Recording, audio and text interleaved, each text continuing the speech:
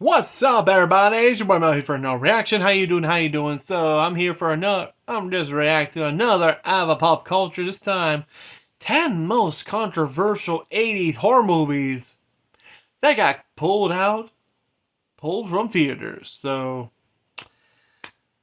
I did mention this a couple of days ago. There's some movies in the '80s that went bit. Let's just say for hoo-hoo, which the British call them video nasty. Which there's a documentary called Video Nasties. Jesus Christ. There's some films that got pulled up for like controversial reasons or stupid reasons. Like, take example, Silent Night, Deadly Night. Yeah, because it's themed around the holiday season about a guy who saw his parents got murdered by a guy who's dressed as Santa Claus, and he grows up to murdering people in a Santa Claus outfit. And the trailer for that came out on television while kids were watching, and they actually called it out to pull the movie out because of, I'm like, kind of weird to do that for Halloween when it's called Halloween, huh? Other reasons, a bit grotesque, like, you got films. Well, there's a lot of films. There's only one I can mention, Silent Night, Deadly Night. I don't know what other film is, but damn. But I think I have a pop culture might mention, but let's check it out, shall we? And 3, a 2, a 1, a go. Welcome back, creatures of the night. I am Chase with What AVA up, Pop Chase? Culture, and the spooky season content is in full swing. And today, we are going to go back to a little forbidden era in the VHS rental store days and count down 10 of the most controversial horror movies of the 1980s. What's that one? So pop that tape in. I got you. Let's go do this.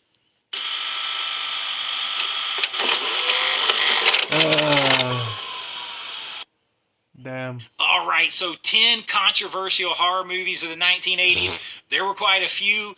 These 10 are kind of set up there from onset issues to being pulled from theaters or outright banned are labeled nasty.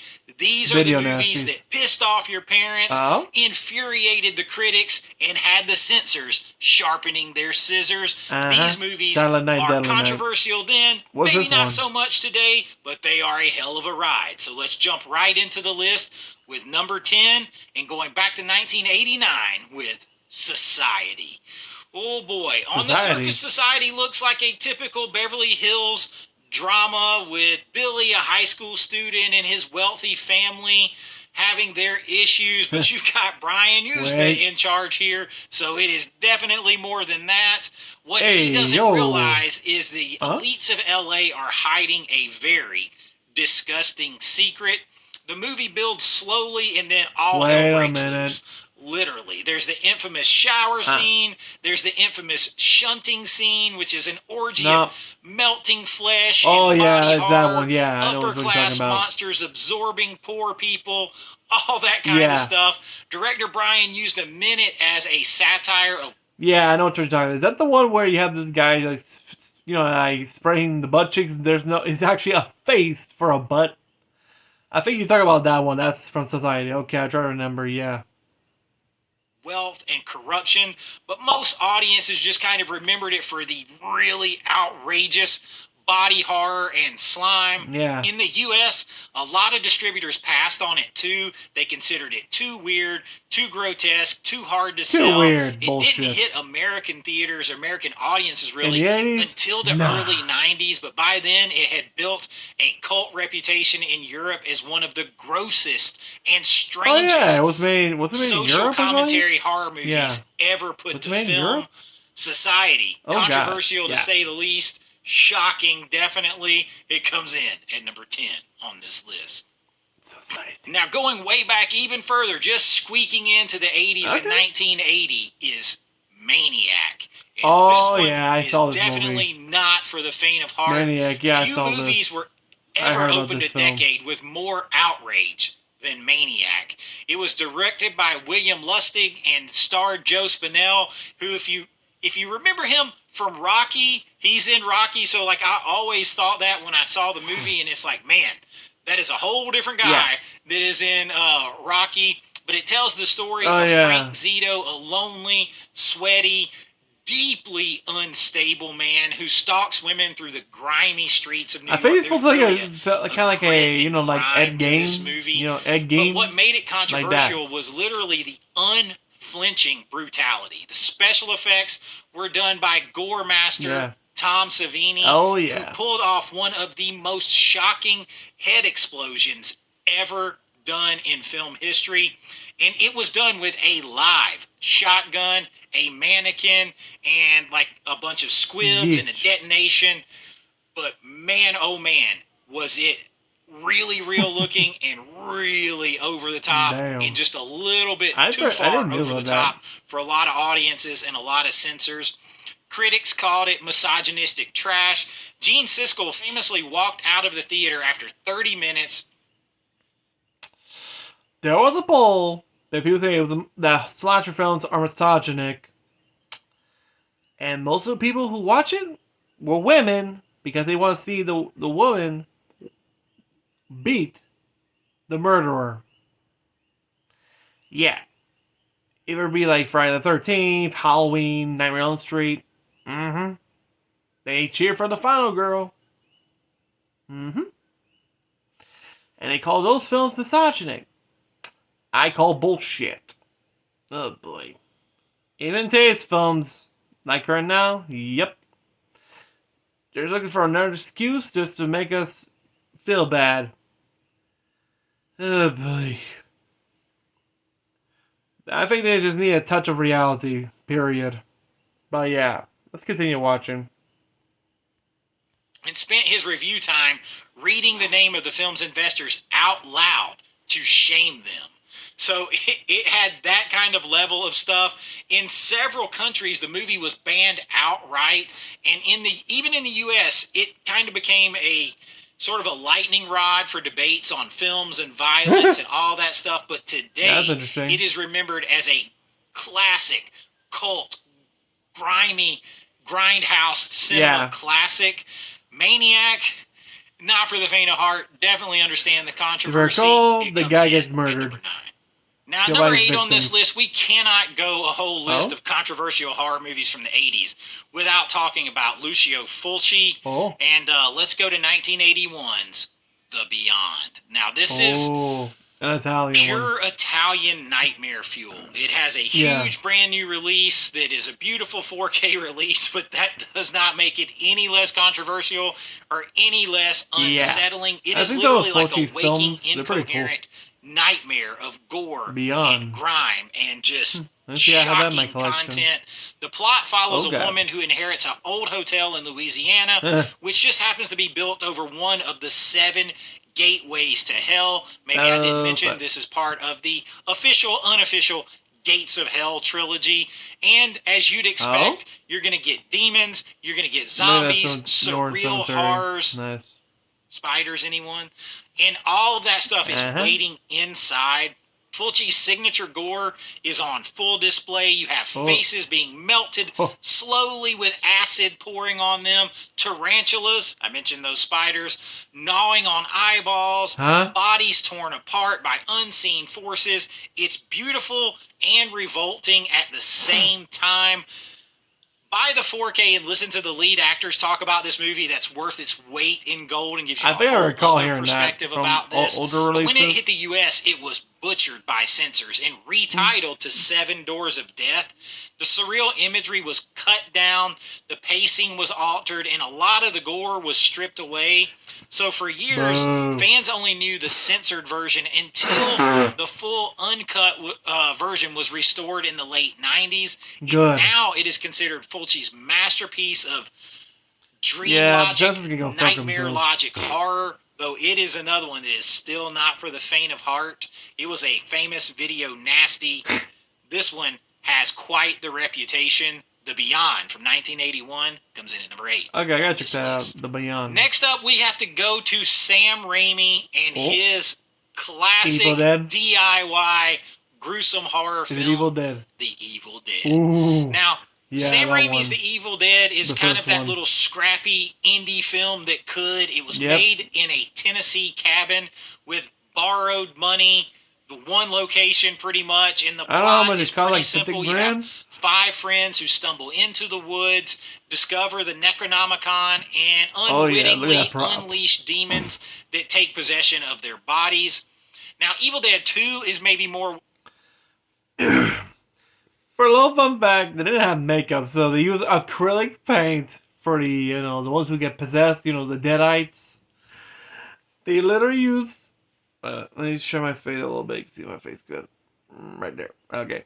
That's all I'm saying. They use acrylic paint, for the deadites, for the possession faces. Bro.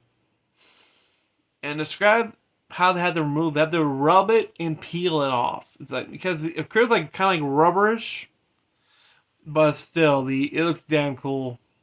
And this came out like what 1981. You wondering, is the cabin still there? No, because some idiot accidentally burned it down. Only the ruins are there, which yeah. Like I said, we can have nice things in this world without some idiots destroying it. Mm-hmm. You remember barn from Friday the 13th? Idiots burned it. Kind of glad someone managed to buy the house from the first Halloween film and managed to be intact and still a famous landmark. But let's continue here. Well known, and a lot of people like it better. It's basically just a bigger budget retelling of the first one with more camp to it. And the More same Three thing Stooges with Army of slapstick. Darkness, which is a great film. It Yeah. plays up the camp as Ash continues his battle against the Evil Dead. Yeah.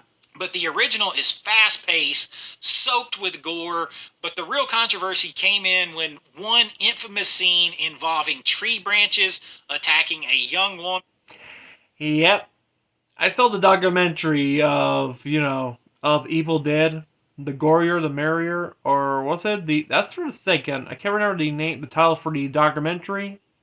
But the actress who played that scene did not knew the stick was going up to the coochie. Yeah, hear that? It's like literally. And when she saw that in the theater, she brought her mom. Let's just say she doesn't want to make eye contact because when that scene appeared, I'm sorry, it's just funny. And she done knew it. The legs were spread, and then tap tap tap tap, peekaboo. Yeah, the only thing I mentioned, okay. The only thing we got is a nip slip. We see her titty. That's it. When you inspect that tree, they get a bit horny. Literally, a full branch, like yank. Dead center. You hear that like yelp. And the way she described it with that expression, like, I gotta lie, I gotta stop. It was funny. Damn. But she was a trooper. But I know Chase is gonna mention it. Kind of sent the censors off the rails, and they immediately latched on to that scene, and it landed the movie on the UK's video nasty list. It had all kinds of controversy and talk about it here in the US. So it was banned. It was dragged into. You know the best part about home video and pirated versions? Those were the best part for those who were in high school. Like, hey, I got a copy of Evil Dead. No way. It's the scariest movie. Seriously? Hey, Stephen King confirmed it. It's actually one of the most original movies ever. Okay. Yeah, from Groundhouse, pirated copies. That was made the film more popular and more to seek out. Yay. Let's continue. Obscenity trials, all kinds of stuff over that scene. Oh, yeah. Sandra was arrested in the UK in charge of obscenity. It was in London, which... Huh? Oh, boy. And say, hey, Melvin, you're finishing that line? I don't think so, because we're still, in the UK, still at it with, with the censorship problems over there in its current age. Huh? Still hasn't changed, has it? Jesus Christ. But yeah. But despite all of this, or maybe because of it, partly, The Evil Dead absolutely exploded into a cult phenomenon. Mm-hmm. You have Sam Raimi and Bruce Campbell, who became Yep. legends off of this. Bruce Campbell played Ash forever, including a television series. Yeah. This movie is the perfect example of how controversy can help a film and fuel a sort of immortality of cult status. That's what you get with The Evil Dead. It comes in at number 7 on this list. What's the next Number one? 6 on this list is going to be one that's going to be hard for you to imagine today. But when I tell you that Friday the 13th from 1980 comes in at number 6 on this list, it does belong here because when it premiered in 1980, it was one of the most despised films by mainstream critics. The plot was simple. We know the plot. Camp Crystal Lake, teenage counselors, a mysterious killer picking them off one by one. But what set it apart here was the gore. And again, responsible for that gore was Tom Savini. He had groundbreaking makeup effects. In this movie, he made every arrow, every axe, every machete feel painfully real.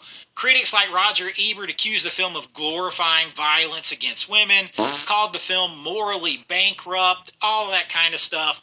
But despite the outrage, or maybe because of it, Friday the 13th made nearly $60 million on a shoestring budget.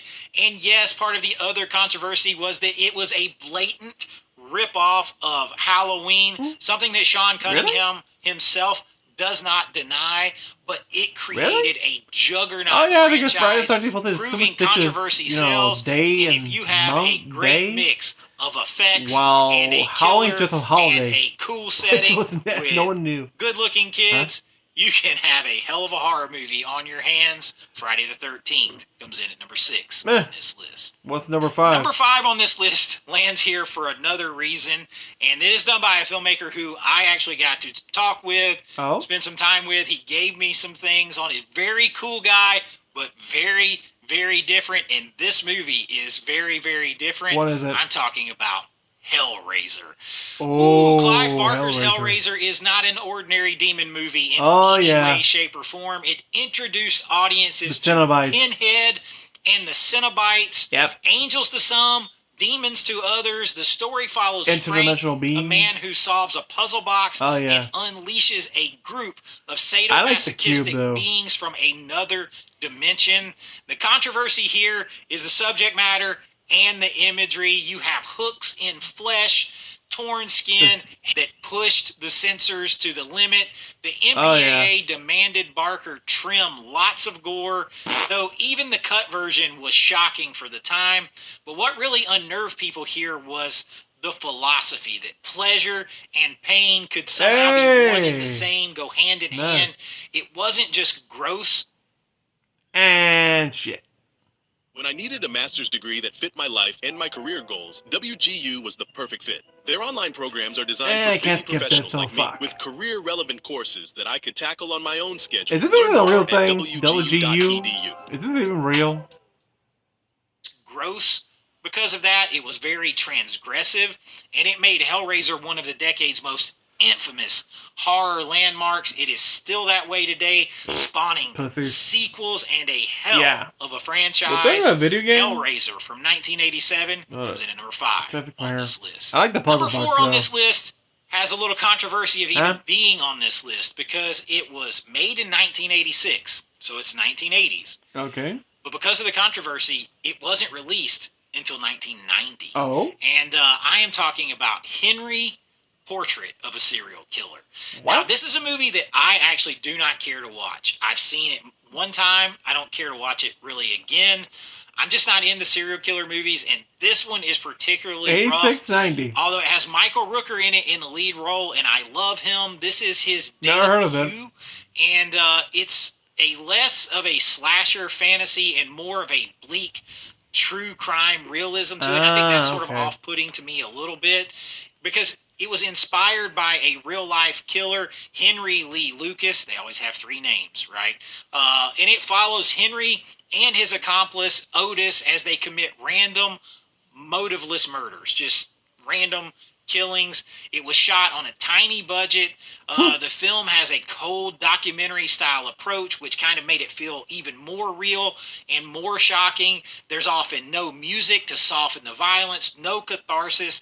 It's just ugly, grimy, gritty, gory. It's got brutal kills in this that feel very, very real. The MPAA refused initially to give it anything other than an X rating, which delayed its release here in the USA for years. That's why it didn't come out until 1990. But when it finally came out, critics were actually divided. Some actually praised its honesty and the way it really looked at this.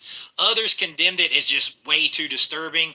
But today, it still stands up as one of the most unsettling movies ever made. Really? It's even there for me, a horror filmmaker and writer. This one is rough. I've never seen it, but I've never heard of it. List. Henry, Portrait of a Serial Killer, comes in at number 4. Now, number 3 on this list is one of my personal favorites. I really like this movie. So what's number 3? I understand the controversy. Well, I just think this movie is ridiculous, over-the-top fun. 1984's Silent Night, Deadly Night. Hell yeah. This is what happens when you turn Santa Claus into a slasher. And you're going to get outrage, and you're going to get controversy. And it definitely got both of those things. Silent Night, Deadly Night follows a boy, Billy, who is traumatized by witnessing Santa kill his parents. He grows up and he dons the red suit. He has a lot of trouble growing up. No.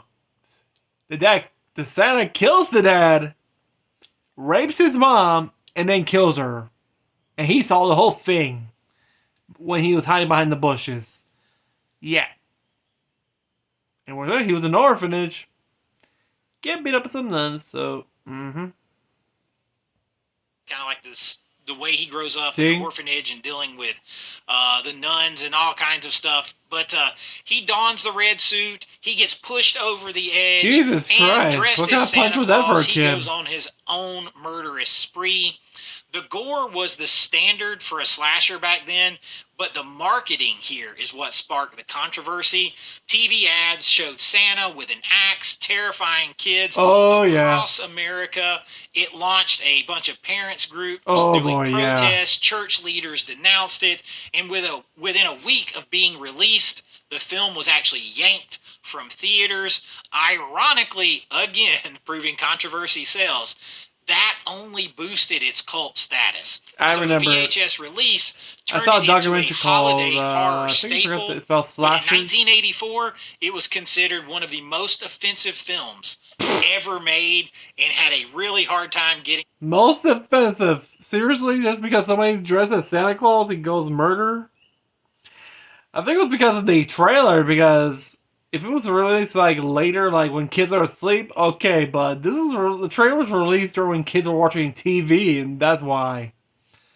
And I can imagine that, but seriously, fuck. I kind of knew, but it's number 3, right? Yeah, it's number 3. So what's number 2 and 1? But now it is still being released. There were sequels. Beautiful 4K restorations. Yeah, I recall one of the sequels. Mickey Rooney plays the serial killer. It is a lot of fun. If you get past the shock value and the controversy, Silent Night, Deadly Night is one of my favorites. It comes in at number 3. Coming in at number 2 is a movie with a bunch of heavyweights behind it that you would not be expecting to be tied to a controversy. Okay. I'm talking Steven Spielberg, my favorite director of all time. You've got Joe Dante.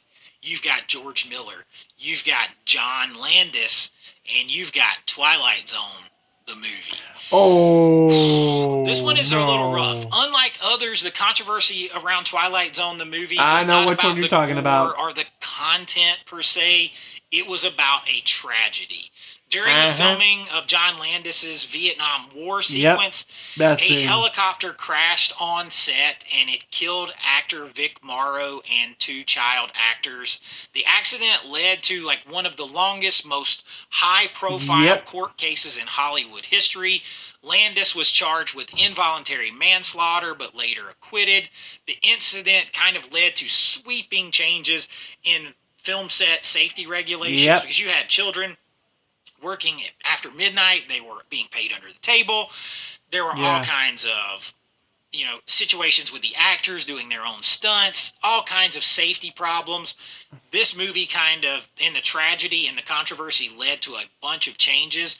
Though the movie itself has those big names like Spielberg, Dante, Miller, Landis. You had Vic Morrow in here. You had Dan Aykroyd in this. You have people all over this film. The shadow of tragedy never really lifted over this movie. Is one of the greatest, catastrophes in the chapters of Hollywood history, and Spielberg has a hard time talking about it to this day. Eddie Murphy's let his thoughts be known on it with his relationship with Landis. It has been one that has been ongoing, so for that reason, this movie, despite having great segments like John Lithgow in the retelling of the Nightmare at 30,000 Feet and all that kind of stuff, in spite of all that and all the Hollywood heavyweights behind it, there is just this controversy and shadow that hangs over Twilight Zone the movie, and for that reason, it comes in at number 2 on this list. Now, if you're a very savvy horror fan, you might be waiting on number 1 on this list, so I'm not going to keep you waiting any longer. Just kidding. Made you wait a couple extra seconds. We're going to 1983 and Sleepaway Camp. Yes. Finally, we close with Sleepaway Camp, and at first glance, it is a typical summer camp slasher. Kids, counselors, mysterious killer, picking them off. Sounds familiar. Friday the 13th girl's actually a boy. But what sets this one apart, he slices his own junk apart, is the ending. So without spoiling too much, if you haven't seen it, let's just say the final freeze frame is one of the most shocking reveals in horror history, and that's where the controversy comes from the treatment of, let's just say, gender things at the time, which was used purely for shock value. Audiences were stunned, repulsed, the critics were divided, and for years it was lumped in with some of what people call problematic slashers, though I loathe the word problematic when it talks about movies, art, pop culture, anything like that. This was lumped in that category. Heaps of controversy. Today, more controversy thrown back on it and all that kind of stuff, but it still just keeps going. Despite right in the back. Because of, once again, the controversy, Sleepaway Camp has endured as a cult classic. Fans still debate and talk about the ending today. Felissa Rose is a huge horror icon, largely because of this movie. It is one of the boldest finales in slasher history. It spawned a franchise of multiple films. There is no denying she came back for the final film, which is a more modern one. Legend. Sleepaway Camp, definitely controversial, definitely legendary, definitely twisted, definitely awesome, definitely number 1 on this list. So there you have it. 10 horror films from the 1980s that pushed boundaries, tested the censors, and in some cases got themselves banned outright. Whether it was for gore, sex, politics, tragedy, these movies remind us that horror has always been about more than just scares. It's about shaking us, disturbing us, and sometimes even changing the rules.